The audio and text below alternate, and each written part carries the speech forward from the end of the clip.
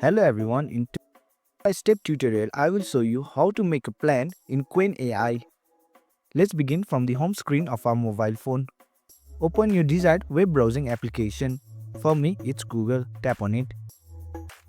Once you are in your Google homepage, in search bar you have to type in Qwen Ai and it will direct you to this interface. In the home page of your Qwen Ai, you can see the option of make a plan. Tap on it.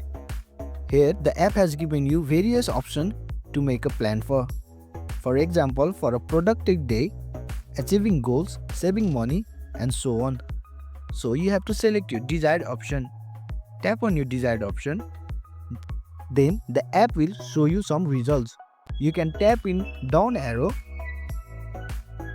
and if you want to input some more details, you can tap on edit button and type in what you need to add on your search and hit on done. So this is how you make a plan with Qwen Ai. Thanks for watching. If you found this helpful, give it a thumbs up and consider subscribing for more tutorials.